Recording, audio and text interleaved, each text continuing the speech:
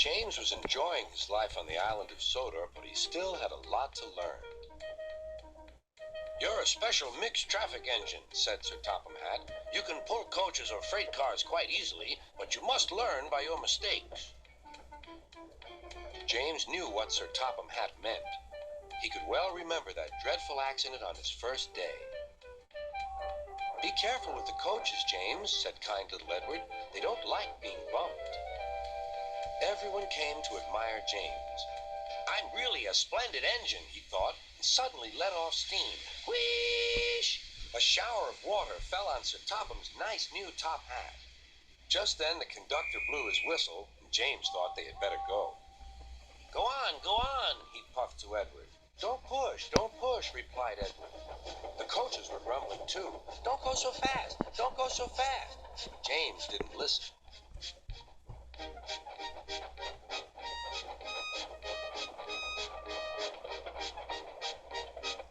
When at last they stopped at the next station, 2 coaches were beyond the platform. They had to go back to let the passengers out.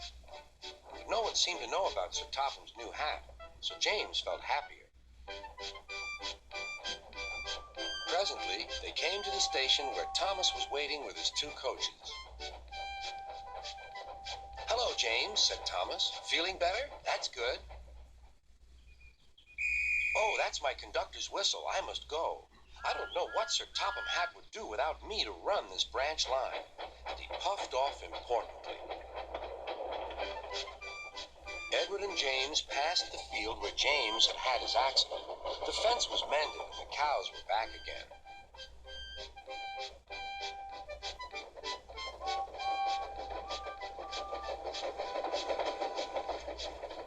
They ended their journey and rested before setting off for home. James was still wondering what Sir Topham would have to say about his new hat.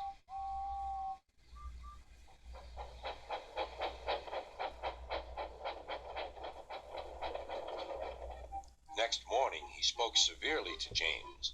"If you can't behave, I shall take away your red coat and have you painted blue." James didn't like that at all. He was very rough with the grumbling coaches as he brought them to the platform. "Don't talk. Come on." "Gordon never has to fetch his own coaches," he thought to himself, "and he's only painted blue." To make James even more cross, this time no one came near him. "I'll show them," he thought. "They think Gordon is the only engine who can pull coaches."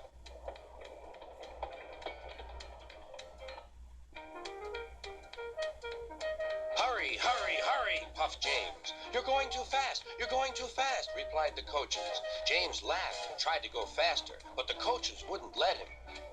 We're going to stop.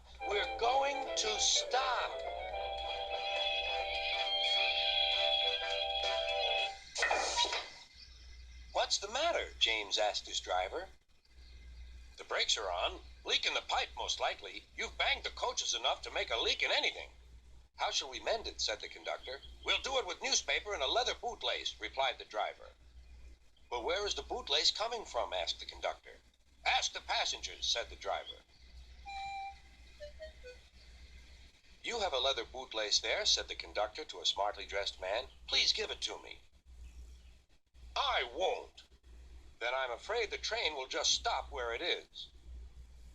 The passengers all said what a bad railway it was. Then they told the man how bad he was instead. Everyone was very cross. At last he handed his laces over. The driver tied a pad of newspaper tightly round the hole in the brake pipe, and James was able to pull the train.